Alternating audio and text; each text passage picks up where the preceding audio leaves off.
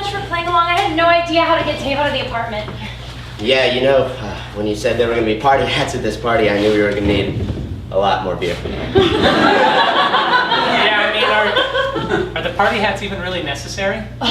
It's a birthday. Why wouldn't there be hats? Yeah, why wouldn't there be hats at a 25th birthday party? But you didn't have to put them on right when I gave them to you. Why did we put them on? Chris, did you remember getting streamers like I asked? No. Why not? Because I'm not getting streamers for a grown man's birthday party. Party pooper. Ding dong. No, thank God. What if it's Dave? Why would Dave ring the doorbell to his own apartment? Go ahead, answer it. Sorry. Hi! Jenny's here. Oh, Oh my god, these are so cute. Sorry I couldn't get off from my shift to the hospital earlier. So busy. But I'm here now. How's it going? well, there are no streamers, so it's a disaster so far. He's a grown man! Anyway, I just wanted to make sure everything was perfect for his birthday. I know he's not really one for surprises, but you know how it is. It totally makes sense. I mean, I understand, like, it's the first birthday party you've thrown for him since you guys decided to move in together. So naturally, you would want things like streamers and perfection. So, you know, but how did you get him out of the apartment anyways? Oh, Chris sent him to the liquor store to buy vodka. Genius. Dave always takes forever at the liquor store. He has to pick up every bottle and read every single label. And I'm like, oh my god, just get the green apple Smirnoff Ice already.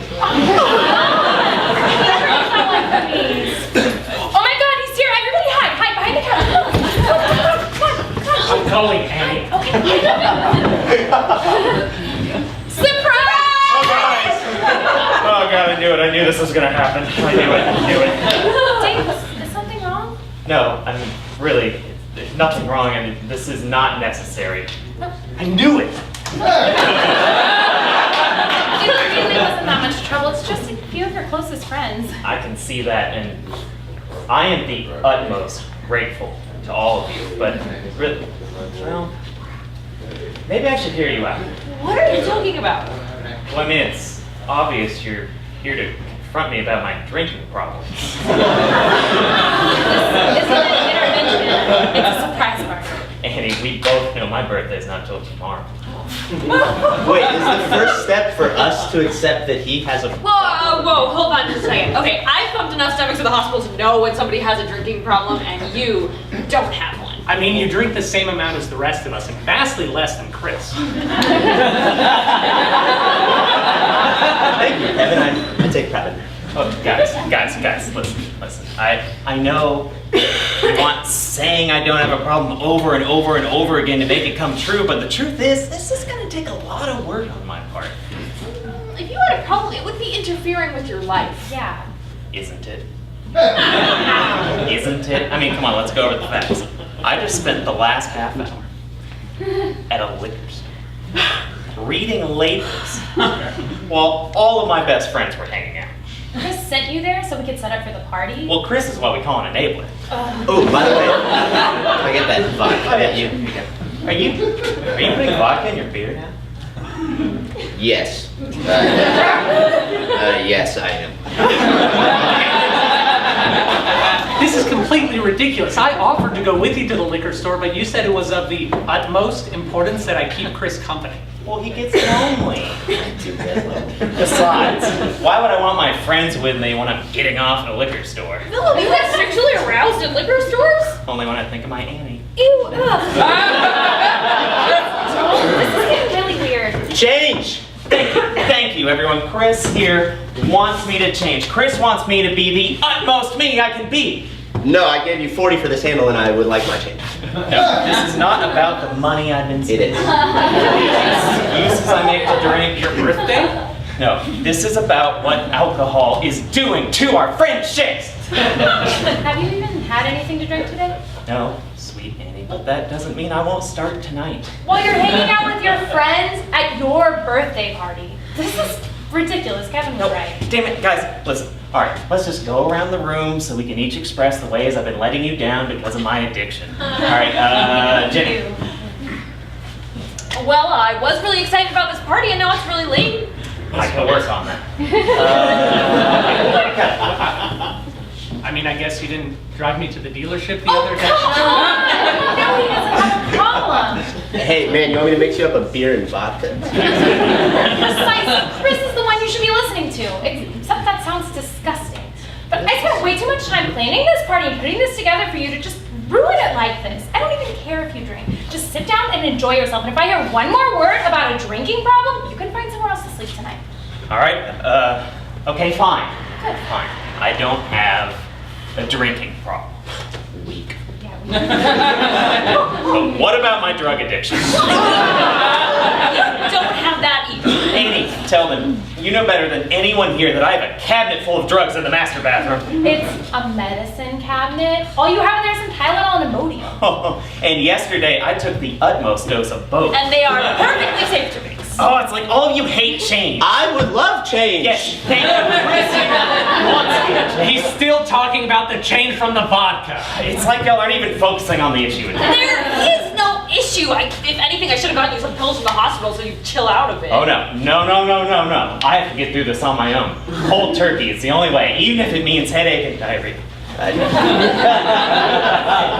got some of those. Look, Dave, if this party doesn't happen, I'll make sure you end up on pain meds, okay? Okay. All right, I don't have a drinking problem and I don't have a drug addiction. Clearly. Okay. But, Annie, my sweet, surely you know why everyone is gathered here today. Yeah, I invited them for your birthday. I thought it would be fun. But there was more to it than that. In fact, I'm the utmost surprised you didn't tell them before I arrived. What's going on? I have no idea.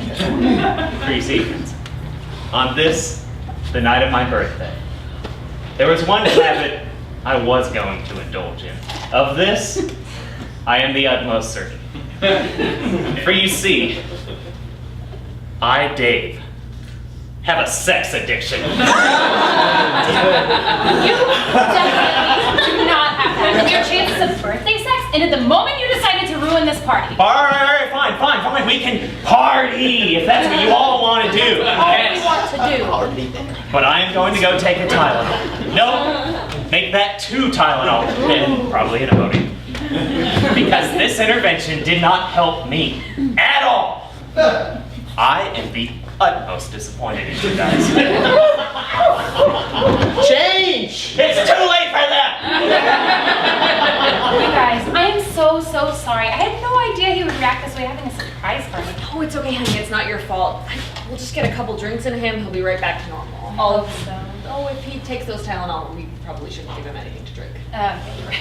You know, I feel like we should have confronted him on his use of the word utmost.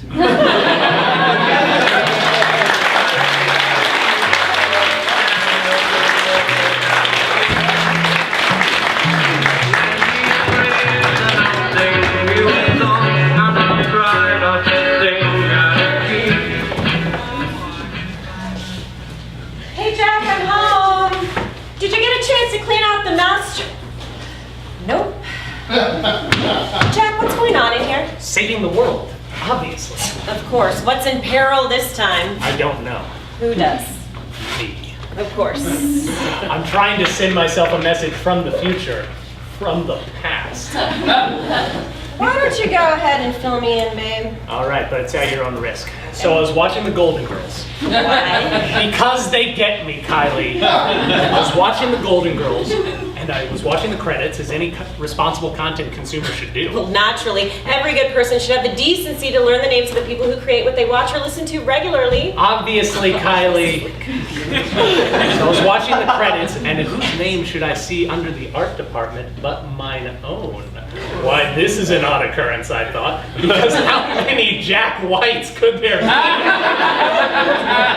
be? Well, setting the obvious comment aside for a moment, statistically speaking, there are over 1,000 people today in the U.S. named Jack White. How could you possibly know that? I'm a data collector for the Census Bureau. Do you not know what I do? This isn't about what you do, Kylie. This is about what we will have been going to have had done. What? Exactly. Why do you say we? It's another layer in this yellow cake of mystery. You're in the art department also. there's a Kylie Oppenfleisch in the credits? No, not at all. For some reason, you're crediting yourself as Kylie Thompson. I still don't know why. Could it be perhaps that there's just some other person completely non-related to us called Kylie? Kylie, if the world ran like that, I wouldn't have to save it all the time. No, my best guess right now is that you're trying to hide your German heritage out of fear of persecution for World War II. Tensions were pretty high in the past. Well, you think that prejudice sort of simmered down by the mid-'80s? Can't ever be too safe. But the real question is, why wouldn't you just take my last name? Oh, I can think of many reasons. Anyway, I've got a long night ahead of me. I'm sure you understand. Well, much more than I want to. So how exactly do you plan on deciphering this message from your future past self? I'm looking at all of the background imagery and set dressing in the show. Is that why it's playing on mute? Obviously. Otherwise, I'd get distracted by their scintillating jeeps.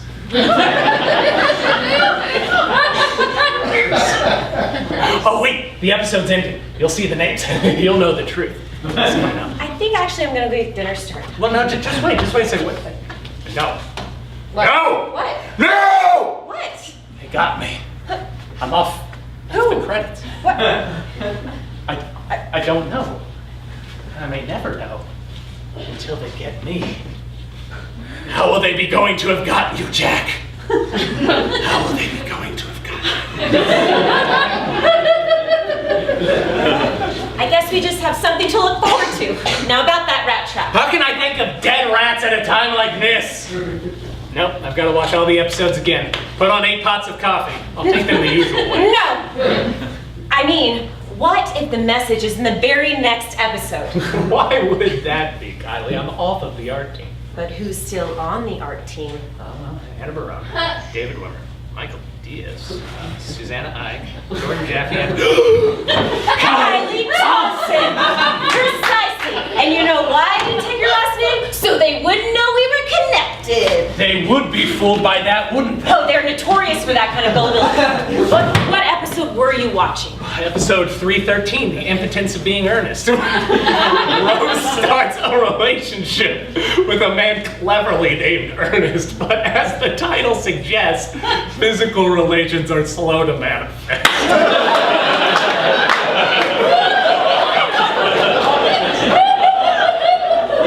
And will you ever forget that? Never. So when you're in your future and you're in your past, you know that episode 413 will be your last, and you'll notice in episode 414 that you're gone, and thus have me safely... Put the message at the beginning of episode 415, love me tender. Yes. You got it. Of It's course. also obvious. Let's fire it up. What, you're going to watch it too? Well, I've already been having gotten it. I mean, what else would I have done? Well, when you put it like that, Kylie. Well, what do you know about the ancient magic of linguistic code crackers? Do you not remember when I figured out that decoder ring you got in the peanut butter crunch box? You're right. Let's start it. Oh, see, Dorothy is holding a condom. What could that mean? Condoms. Balloons! No. Trojan horse.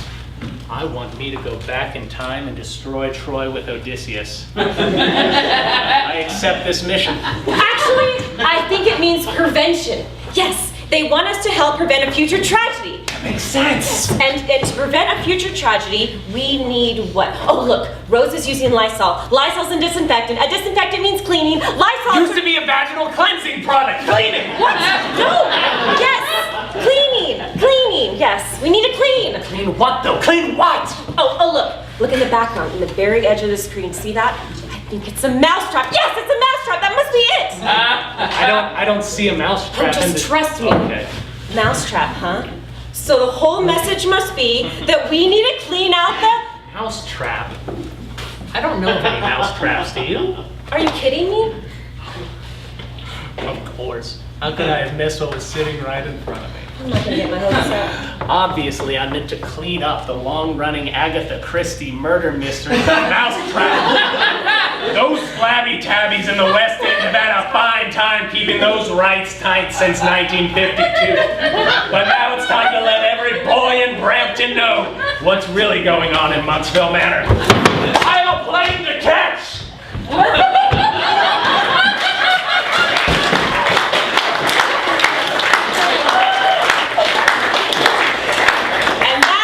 why I can't bring him around during Christmas. I tripped over a dead mouse in the hallway!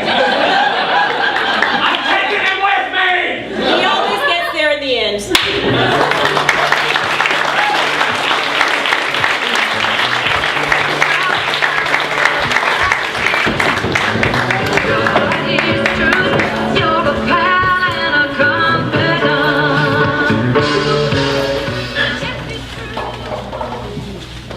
John, you should talk to him. No! Come on, you and Tommy are like best friends. No, he's got Hamilton now. You're being silly.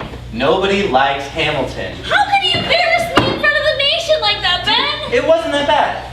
He called me a hideous hermaphroditical character who has neither the force and firmness of a man nor the sensibility and gentleness of a woman. John Adams, you are being ridiculous.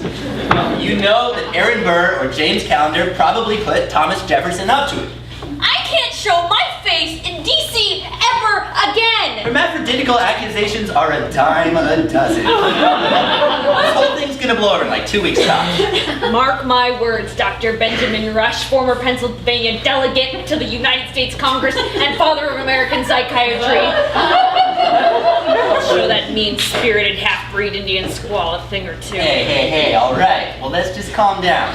Why don't you try one of my famous Dr. Rush's bilious pills? The 50% mercury will do you good.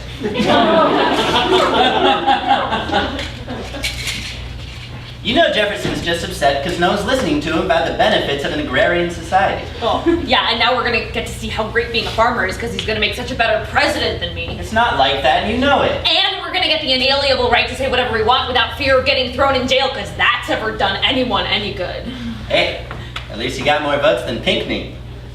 That chair got more votes than Pinckney. Nobody's gonna remember who he is in 200 years. Well, you know, that doesn't diminish the accomplishment. Leave me alone. Go away. All right, fine. I'll go, John Adams, but before I go, just think on this. When Ben Franklin's tickle machine was unleashed on the streets of Paris, who rescued you from its feathery touch?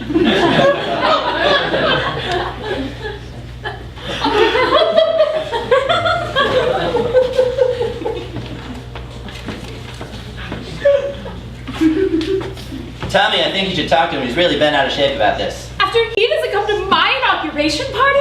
Even when I made him that special invitation with glitter and the Declaration of the Rights of Man on it? No way! That man has dashed my heart through the soil for the last time! All right, you're hurt. But are you really going to let that ruin all the good times you've had?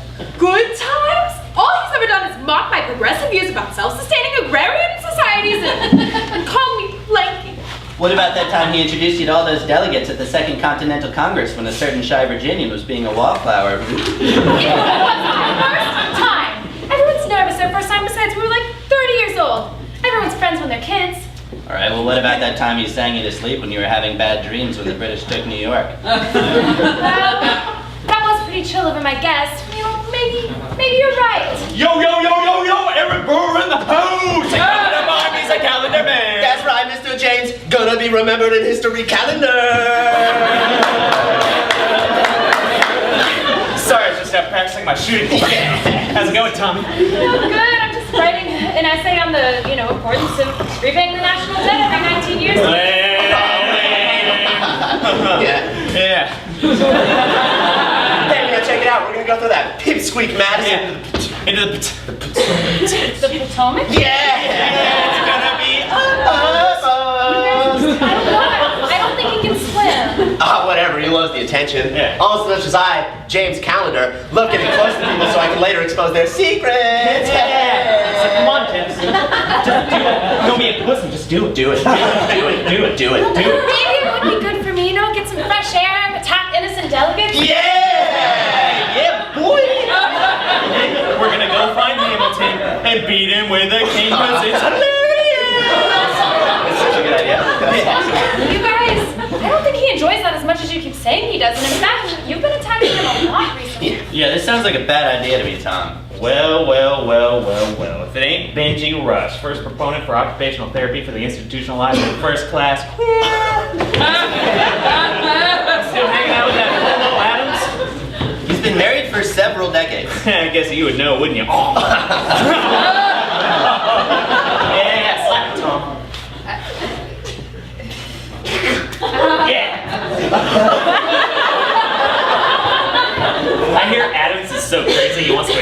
France. Now you know that's not true, Aaron. Yeah, he wants to annex Canada. I hear he eats babies. I heard he fornicates with slaves.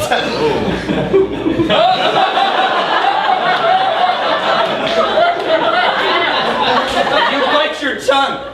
I'll hear a lot of untruths about a lot of friends, but that is a bridge too far, Calendar. Yeah, not cool, man, not cool. Well, I mean, that bad, right? I mean, how can you defend something like that? I don't know. I mean, you know, your wife passes away when you're 39 years old, and you know all you have left is your cold, unfeeling inventions that neither comfort nor fill the void. And you stare out in the fields day after day, and you see her there just sweating and glistening under the sunlight. And who's to say whether it's wrong to take her down by the winding river and just wander a little? I mean, I don't know. James brought it up. For shame. Yeah. You're going second with the board tonight.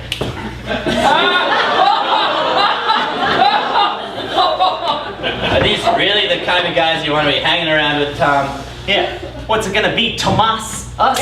Or those feminist bags? Maybe you should go. All right, fine, I'll go. But before I leave, let me just leave you with the words from my one-time friend, Thomas Jefferson.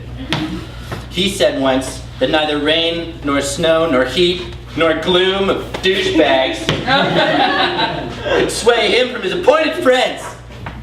Wasn't that Ben Franklin? What? Actually, it was Herodotus describing the person. You know what? It doesn't matter, all right? The point stands. I can't believe you. You Benedict Arnold? What, General? French insult rush? Yeah, actually, do you mind if I borrow them? Whatever, fine. I don't care. I'm out of here. Have fun disgracing people. I will! Ooh, Mr. President, making the tough decisions. But seriously, we're gonna go find Hamilton and wreck his shit. John, you were right. Tommy's gone British artist. Yeah, but I've been thinking about it, and what we had was really special. What? No! Remember all the shit he said about you, this fucking dicks he hangs around with now? Yeah, he's like 58. I remember how impetuous I was at that age. And what friends don't occasionally have spats about the constitutionality of extending power not explicitly given to the states? Can I come in, Tom? Of course. I don't know if it was the look on Madison's face when we threw him into the river, the third time that Aaron beat Hamilton to the curb, but how did I lose my way, John? Tom, don't. No, let me do this. I've been a bad friend, and worse still, been a bad VP. No, I've been a bad friend and a whiny president. I'm sorry I drafted the secession note for Kentucky. I'm sorry I called you a coward for not wanting to maintain an army during peacetime. I'm sorry that I encouraged pets in England. I'm sorry I said children would ride on pikes under your administration. I'm sorry I ate your ice cream that one time. You what? You 5-cent whore? I can't stay mad at you. I'm sorry I didn't come to your inauguration party. I really didn't think you'd want me there. You were the only one I did want there. Friends? Best friends. Guys! Can I get in on this? Now, Treasure Hamilton's in a pretty weakened state. Who wants to go throw salt in those wounds? I'll get my hickory stick. I'll get my leeches. Yeah!